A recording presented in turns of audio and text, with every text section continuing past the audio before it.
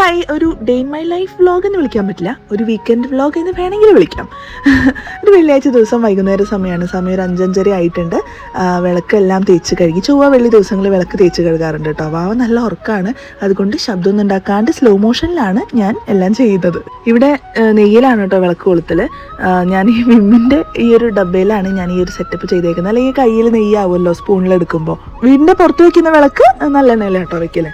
അതുപോലെ തന്നെ ഈ തൂക്കുവിളക്ക് ഞാൻ എന്നും കൊളുത്താറൊന്നുമില്ല, അത് നല്ല വിശേഷ ദിവസങ്ങളിൽ മാത്രം കൊളുത്തലുള്ളൂ. അടിപൊളി മഴ ദിവസമാണ് കേട്ടോ ഇന്ന്. പുറത്ത് നല്ല മഴ, വാവ നന്നായി ഉറങ്ങുന്നു. നല്ല പീസ്ഫുൾ ആയിട്ടുള്ളൊരു അറ്റ്മോസ്ഫിയർ ആണ്.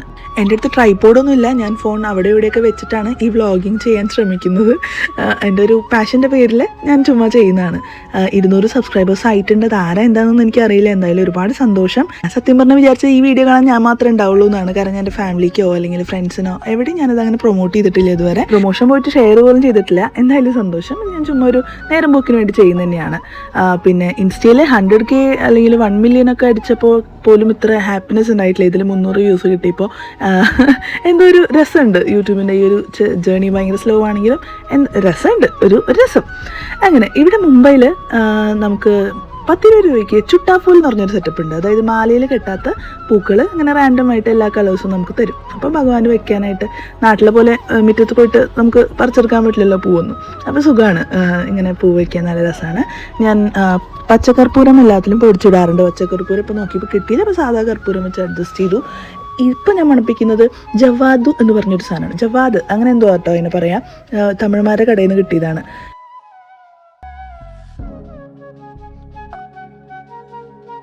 ഞാൻ ഇടയ്ക്ക് വാവനൊന്ന് പോയി എത്തിച്ച് നോക്കിയിട്ട് വന്നു. നല്ല ഉറക്കമാണ്. അപ്പോൾ സമാധാനമായിട്ട് ഞാൻ പിന്നെയും വിളക്കൊളുത്തൽ പരിപാടി കണ്ടിന്യൂ ചെയ്തു. തീപ്പെട്ടി തപ്പിയിട്ട് കാണുന്നുണ്ടായിരുന്നില്ല, അതാണ് ഞാൻ ഈ കട തപ്പുന്നുണ്ടായിരുന്നത്. ഞാൻ നേരത്തെ തൂക്കുവിളക്ക് തുടയ്ക്കാൻ നേരത്തെ അവിടെ കൊണ്ട് വെച്ചതാണ്. അപ്പോൾ അങ്ങനെ വിളക്കെല്ലാം കൊളുത്തി.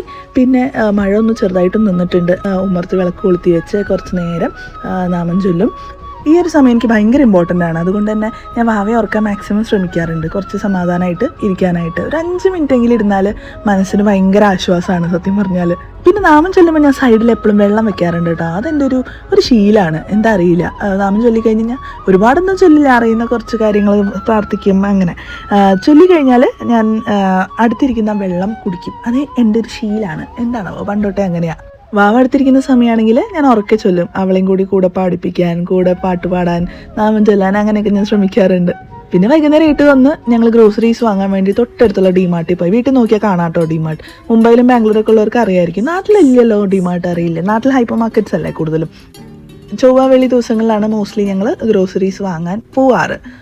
വാവയ്ക്ക് എല്ലാ ദിവസവും പരിപ്പും ചോറും ഉണ്ടാക്കണമല്ലോ, അപ്പോൾ അങ്ങനെ പരിപ്പിന് നല്ല ചിലവാണ് ഇപ്പോൾ വീട്ടിൽ. ഇതാണ് ഇപ്പോൾ പെട്ടെന്ന് തീരുന്നൊരു സംഭവം വീട്ടിൽ സത്യം പറഞ്ഞു കഴിഞ്ഞാൽ. അപ്പോൾ പരിപ്പും കല്ലിപ്പൊക്കെ വാങ്ങാൻ വേണ്ടി പോയതാണ്. ബട്ട് ട്രോളി നിറച്ച സാധനങ്ങളായിട്ട് തിരിച്ച് വീട്ടിൽ വന്നത് സ്വാഭാവികം. എല്ലാവർക്കും റിലേറ്റ് ചെയ്യാൻ പറ്റുമായിരിക്കും അല്ലേ. ചെറുപയർ വലിയ പാക്കറ്റ് വേണോ ചെറിയ പാക്കറ്റ് വേണോ എന്നുള്ള കൺഫ്യൂഷനിലായിരുന്നു ഞാൻ. എന്നിട്ട് ലാസ്റ്റ് ഒരു തീരുമാനത്തിലെത്തി, ചെറിയ പാക്കറ്റ് മതി എന്ന്. എന്തിനാ കുറേ വലുതൊക്കെ വാങ്ങിച്ച് വീട്ടിൽ കൊണ്ട് വെച്ച്, നമുക്ക് തീരുമ്പോൾ ഒന്ന് വാങ്ങണതല്ലേ നല്ലത്. കുറേ സംഭവങ്ങൾ കൊണ്ട് നിറയ്ക്കുന്നതിനേക്കാൾ അതല്ലേ നല്ലത് എന്ന് വിചാരിച്ചു.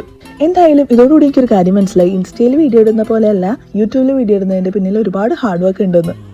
നെക്സ്റ്റ് വീക്ക് ഞങ്ങൾ ഒരു ട്രിപ്പ് പോകുന്നുണ്ട്. അപ്പോൾ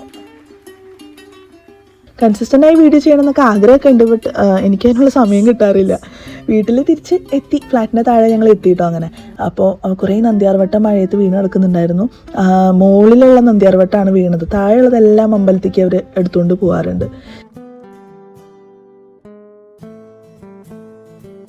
ഇത് നെക്സ്റ്റ് ഡേയുടെ വ്യൂ ആണ്. പിറ്റേ ദിവസമായി, അതായത് സാറ്റർഡേ മോർണിംഗ് ആയി. എല്ലാ ഡിമാർട്ട് സാധനങ്ങളും എടുത്തു വയ്ക്കാനായിട്ടുണ്ട്. വൈകുന്നേരം എന്തായാലും പുറത്തുനിന്നായിരിക്കും ഫുഡ്. അപ്പോൾ കാര്യമായിട്ടൊന്നും ഉണ്ടാക്കേണ്ട ആവശ്യമില്ല എന്ന്. നീട്ടുൻ്റെ അച്ഛനും അമ്മയും നാട്ടിൽ പോവാണ്. അപ്പോൾ അവർക്ക് ട്രെയിനിലേക്കുള്ള ഫുഡ് ഉണ്ടാക്കണം. ഇപ്പോൾ കുളിക്കുന്നതിനേക്കാളും മുന്നേ നന്നായിട്ടൊന്ന് എണ്ണ വയ്ക്കാമെന്ന് വിചാരിച്ചു. അവിടെ പിന്നാലെ ഓട്ടം കാരണം കെയർ ചെയ്യാനൊന്നും ടൈം കിട്ടാറില്ല. മുടിയുടെ അവസ്ഥ ഭയങ്കര ശോകമാണ് സത്യം പറഞ്ഞാൽ. അതുപോലെ തന്നെ പോസ്റ്റ്മോർട്ടം ഹെയർ ഫോൾ നന്നായിട്ടുണ്ട്. തലയിൽ എണ്ണ വെച്ച് കഴിഞ്ഞാൽ മുഖത്ത് എണ്ണ തേക്കണം, അല്ലെങ്കിൽ കള്ളലക്ഷണം വരുന്ന കേട്ടിട്ടുണ്ട്. അതുകൊണ്ട് ഞാൻ എപ്പോഴും തലയിൽ എണ്ണ വെച്ച് കഴിഞ്ഞാൽ മുഖത്ത് എണ്ണ തേക്കും. അതെൻ്റെ ഒരു ശീലാട്ടോ. അങ്ങനെ ഞങ്ങൾ രണ്ടുപേരും കുളിച്ച് വന്നു. വാവയും നല്ല എണ്ണയൊക്കെ തേച്ച് അടിപൊളിയായിട്ട് കുളിപ്പിച്ചു. കുളി കഴിഞ്ഞ് വന്നപ്പോൾ അവൾ എല്ലാ ദിവസത്തെ പരിപാടിയാണ് ഈ പൗഡറിൻ്റെ ടിന്ന് താഴെ കൊട്ടിയിട്ട് പൗഡർ എടുത്ത് സ്വയം എടുത്ത് മുഖത്തും അവിടെയൊക്കെ തേച്ച് വയ്ക്കുക. അങ്ങനെ അത് കഴിഞ്ഞ് പിന്നെ മമ്മിയുടെയും പപ്പയുടെയും ഫുഡൊക്കെ ഞാൻ റെഡിയാക്കി വെച്ചു. പിന്നെ ഞാൻ നൈസായിട്ട് ഫുഡ് കഴിക്കാൻ തുടങ്ങി. സാധാ കുറച്ച് ചോറുണ്ടായിരുന്നു, ഇന്നലത്തെ ചോറുണ്ടായിരുന്നു, തിളപ്പിച്ച് വാർത്തു. പിന്നെ ഒരു ഉപ്പേരി വെച്ചു, ഒരു പരിപ്പ് കൂട്ടാനും വെച്ചു, ഒരു സാധാ ഒരു കൂട്ടാൻ, തക്കാളിയും മത്തങ്ങയും അങ്ങനെയൊക്കെ ഇട്ടിട്ട് ഒരു കൂട്ടാൻ. നിങ്ങൾ കൂട്ടാൻ തന്നെയാണോ പറയൽ? ഞങ്ങൾ തൃശ്ശൂർ ഭാഗത്ത് കൂട്ടാൻ എന്ന് പറയൽ കുറച്ച് കൂടുതലാണ്. മോരേച്ച് കൂട്ടാൻ, മീൻ കൂട്ടാൻ അങ്ങനെ പറയൽ. അപ്പോൾ വൈകുന്നേരമായി, ഏട്ടപ്പം വന്നു. ഞങ്ങൾ എങ്ങോട്ടാണെന്നറിയാതെ ഇങ്ങനെ പോയി. വൈകുന്നേരം വാവയ്ക്ക് ഫുഡ് കൊടുത്തിട്ടുണ്ടായിരുന്നു. കുറച്ച് പാൻ കേക്ക്സ് ഉണ്ടാക്കി കൈ പിടിച്ചു. ഒരു ബാർ ആൻഡ് റെസ്റ്റോറൻറ്റ് തപ്പി ഞങ്ങൾ ഇങ്ങനെ പോകുമായിരുന്നു. കുറേ ഞങ്ങൾക്ക് ലൈവ് മ്യൂസിക് ഉള്ളത് വേണമായിരുന്നു. അപ്പോൾ ഞങ്ങൾ ഇങ്ങനത്തെ പോയി ഒരു സ്ഥലത്ത് ഞങ്ങൾ കണ്ടുപിടിച്ച് അങ്ങോട്ട് കയറി. അടിപൊളിയായിരുന്നു കേട്ടോ. ഞങ്ങൾ പ്രഗ്നൻസിക്ക് മുന്നേ പോയതാണ്. അതിനുശേഷം ഫാമിലി ആയിട്ട് പോയിട്ടുള്ളൂ, വാവ ഉള്ളതുകൊണ്ട്. മാറി പിടിക്കാനൊക്കെ ആൾ വേണമല്ലോ. ആദ്യമായിട്ടൊരു പരീക്ഷണാർത്ഥം ഞങ്ങളൊന്ന് പോയി നോക്കിയതാണ് കേട്ടോ, സത്യം പറയുകയാണെങ്കിൽ. ബട്ട് പറയാണ്ടിരിക്കാൻ വയ്യ, വാവ ഭയങ്കര സപ്പോർട്ടീവായിരുന്നു. അവൾ പാട്ടൊക്കെ കേട്ട് ചെന്നറിഞ്ഞ അവൾ ഉറക്കമായിരുന്നു. ഉറങ്ങി കഴിഞ്ഞിട്ട് ഒന്ന് ഓണായി. പിന്നെ അവൾ അങ്ങോട്ട് വൈബായി. പിന്നെ അവിടെ ഡാൻസും പരിപാടിയും ആൾക്കാരെ കൂടെ പോകലും. ക്രൗഡൊക്കെ നല്ല സ്റ്റാൻഡേർഡ് ക്രൗഡായിരുന്നു. വെയിറ്ററിൻ്റെ അടുത്ത് പോയി സെർവ് ചെയ്യാനും കിച്ചണിൽ പോകാനും ഡ്രിങ്ക്സിൻ്റെ കൂടെ പോകാനും അങ്ങനെയൊക്കെ ആയിരുന്നു അവളുടെ പരിപാടി. ഞാൻ ആദ്യം വിചാരിച്ച ആൾക്കാർക്കൊന്നും ഇഷ്ടാവില്ല, കുട്ടിയും കൊണ്ട് വന്നേക്കുക, അവർ കപ്പിൾ ഗോൾസ് അടിക്കാൻ വന്നതാണല്ലോ. ബട്ട് എല്ലാവരും അവളെ എടുക്കാൻ വേണ്ടിയിട്ട് ഇങ്ങനെ നിൽക്കുമായിരുന്നു. ഞങ്ങൾ വന്നപ്പോൾ അവിടുത്തെ മാനേജർ പറഞ്ഞു ഞങ്ങൾക്ക് സെപ്പറേറ്റ് ഒരു കോർണറിൽ തരാം, വാവയ്ക്ക് ഡിസ്റ്റർബൻസ് ആവണ്ട, അല്ലെങ്കിൽ വാവാനും ബാക്കിയുള്ളവർക്ക് ഡിസ്റ്റർബൻസ് ആവണമെന്ന്. ബട്ട് ഞങ്ങൾ പറഞ്ഞു വേണ്ട, വാവയ്ക്ക് അറിയുകയാണെങ്കിൽ ഞങ്ങൾ പോയിക്കോളാം, അല്ലെങ്കിൽ ആ കോർണറിൽ തന്നെ പോയിരുന്നോളാം എന്ന് പറഞ്ഞു. ബട്ട് അവരെയൊക്കെ ശശിയാക്കിക്കൊണ്ട് വാവയാണ് അവിടെ അടിച്ചു പൊളിച്ചത്. ഞങ്ങളിവിടെ എൻജോയ് ചെയ്യണമെങ്കിൽ ശ്രദ്ധ മൊത്തം അവളുടെ മേലായിരുന്നു, കാരണം എല്ലാ ടേബിളിലേക്കും അവൾ പോയിട്ടുണ്ട്.